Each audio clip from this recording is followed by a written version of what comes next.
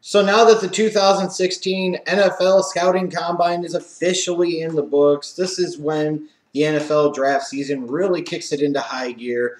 We're on the eve of free agency. We're starting to see where teams are franchising players, trying to work out long-term deals. So at this point in time, it's where the NFL draft slowly but surely starts to take form and starts to take shape. And as a result, you should start to have a better feel in the weeks to come of what may happen come that last weekend of April in Chicago with the 2016 NFL Draft. Now, for this go-round, I only did a one-round mock, in part because I was in a bit of a hurry and kind of sort of rushed through it. Next week, I'm going to commit to doing at least 2 rounds, maybe 3. In the meantime, will continue to be doing prospect scouting videos for those of you that have asked me repeatedly, even though I've said more than once, that I'll get to all the big names and a lot of the second-tier and even third-tier names over the next 2 months. The upcoming scouting videos for the rest of this week will include Reggie Ragland, Darron Lee, Noah Spence, Jalen Smith, Leonard Floyd. Come next week, you may start to see Jalen Ramsey, Vernon Hargraves, Mackenzie Alexander, William Jackson from Houston, so on and so forth. Again, the philosophy was do the big-name offensive guys, then the big-name defensive guys, second-tier offensive guys, second-tier defensive guys, and then free-for-all, whatever else I feel like getting through and whoever else I fully scout and decide I want to do a video on because it's important enough. So anyways, you can check out the 31 picks for my one-round mock draft, this post-combine edition, in the description box down below. I'll talk about some of the biggest winners of the combine. We'll try and keep it a little more positive here, at least somewhat. Guys that I thought really helped themselves the most with their combine performance. There are a lot of guys that ultimately help themselves and make themselves some money, in some cases a lot of money, via their performance, primarily through the scouting combine, even if the film doesn't really back up what you see in terms of the athletic skills and the drills that they go through. Quarterback, I think Carson Wentz obviously helped himself tremendously. I think beyond question, combined with his performance and how he measured up and how he interviewed, compared to Jared Goff and how he didn't measure up and how he didn't interview, Carson Wentz is clearly the #1 quarterback prospect in this draft. I don't think that's a huge shock for any of you, especially if you've been paying attention to me for a while, because months ago I said Carson Wentz was the #1 quarterback prospect in this class. I think it'd be a huge upset at this point in time if he didn't end up going #2 overall to the Cleveland Browns. In terms of the running back position, I'll go to Derrick Henry. He tested very, very well in terms of the athletic things. A big 240-pound back.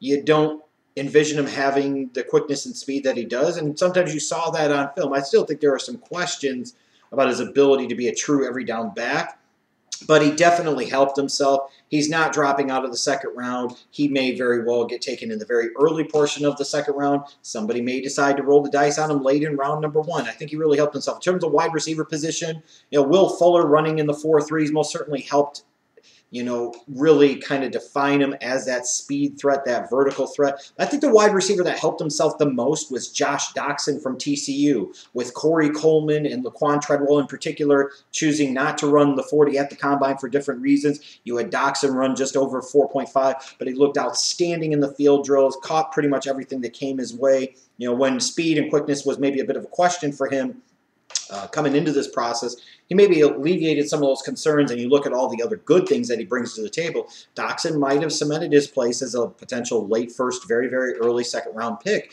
Offensive tackle Jack Conklin from Michigan State. A lot of people seem to be buzzing about how he made himself a lot of money and how they don't anticipate him falling out of the first 16 picks. I personally don't get it, but they are probably right.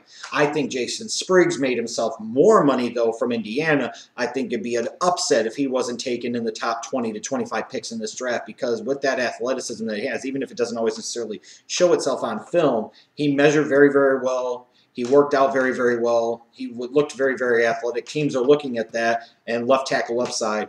I'd be surprised, again, with the premium that's placed on the left tackle position at the NFL level, if Spriggs doesn't end up being a top 20 to 25 pick in this draft. As you'll see in my mock draft, I've got him going 20 to the New York Jets. In terms of the defensive side of the ball, defensive tackles, I think Sheldon Rankins probably helped himself a lot.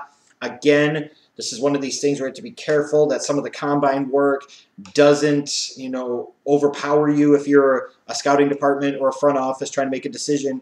The game film really doesn't match the athletic reality, but I think there's definitely something to be said for the guy potentially being the first defensive tackle taken in this draft, because somebody's going to like his ability to penetrate in a 4-3. Some teams might even think that he can play some in a 3-4 as well. Defensive ends, I really think Jonathan Bullard helped himself.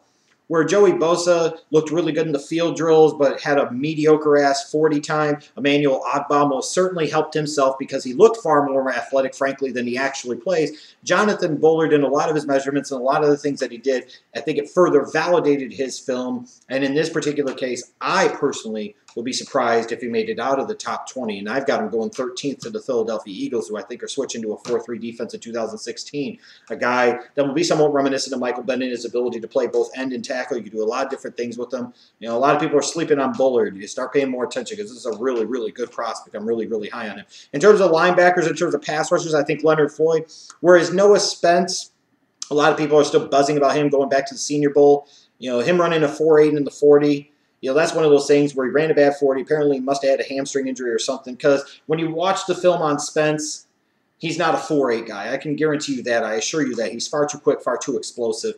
But Leonard Floyd, with Noah Spence, I think, again, not interviewing very well from all reports and indications. Leonard Floyd, you know, had a chance to make himself some money and being 6'6", 240 pounds, showing up at that size and being able to run around 4.6 like he did. You know, teams are looking for long-armed, athletic edge rushers. Don't be surprised if Leonard Floyd really goes much higher than a lot of people anticipate. I would not be surprised at all. And in this case, I've got him going number 9 to Tampa.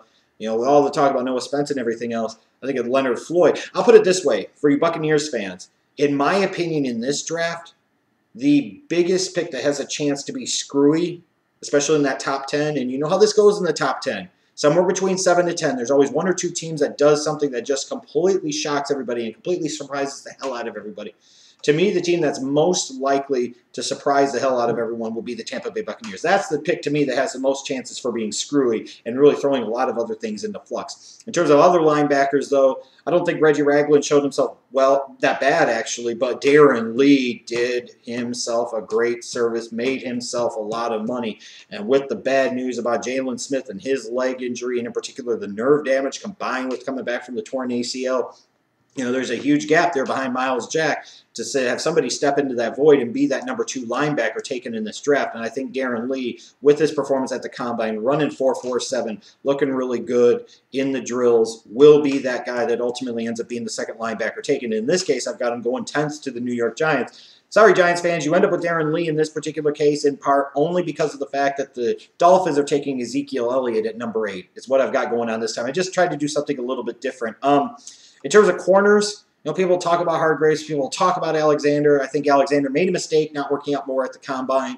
Hargraves was okay. You know, his 40 time was okay, but not great. I think William Jackson and Eli Apple are a couple of corners that really, really made themselves some money throughout this process. To me, and you notice in William Jackson's case, I've got him all going all the way up to number 11 to the Chicago Bears.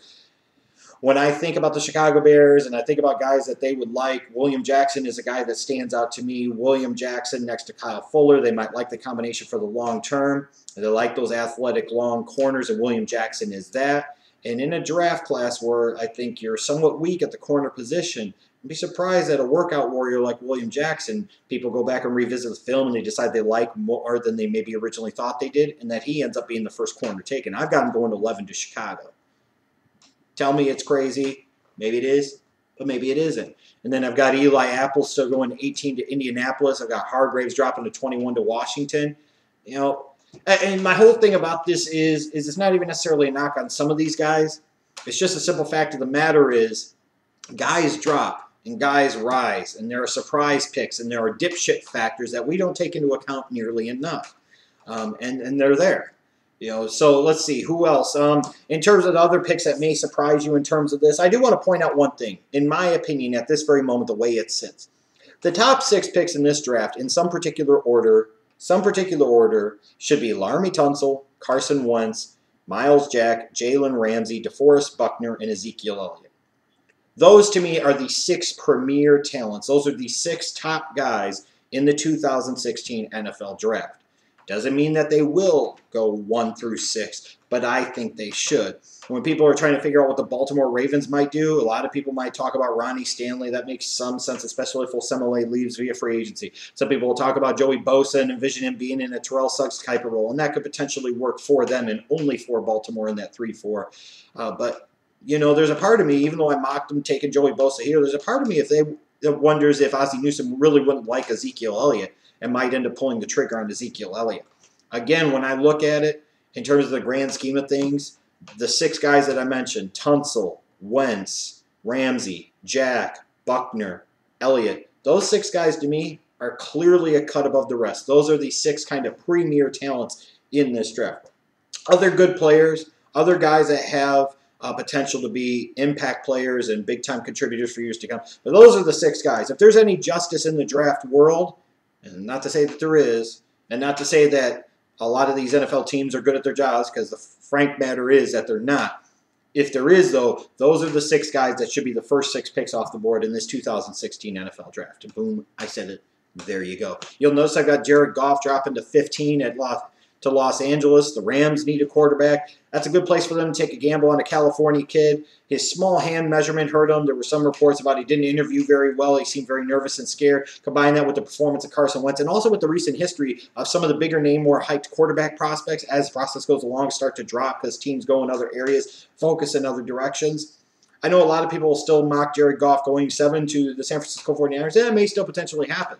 But I think there's a very good chance that he slides, and in particular, Paxton Lynch really slides. I've got him going all the way down, Christ's sakes, to 29 to Arizona. I did not have Hackenberg going 22 to Houston because he looked that bad and that terrible at the Combine. In this case, I've got him taking Corey Coleman because they need a complement to DeAndre Hopkins. Maybe they can come back and get Hackenberg around 2. Maybe they peel back up to the tail end portion around 1 and trade up to get a guy like Paxton Lynch.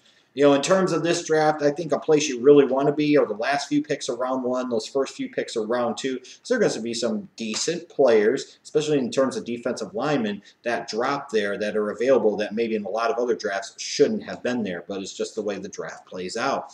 In terms of the big notable names that I don't have in round number 1, you'll notice there's no Laquan Treadwell. Disagree with me if you want. I think a lot of it's going to come down to his pro day and when he runs the 40 there. If he runs in the 4.6s, forget about it. Second-round pick. Runs mid 4.5s or below, still a chance he goes in round 1. I still see people mocking him in the top 10, and I just personally think that's crazy talk. If I had to envision and I had to guess, a lot of teams are in lockstep with me on this one in terms of a late first to early second-round talent.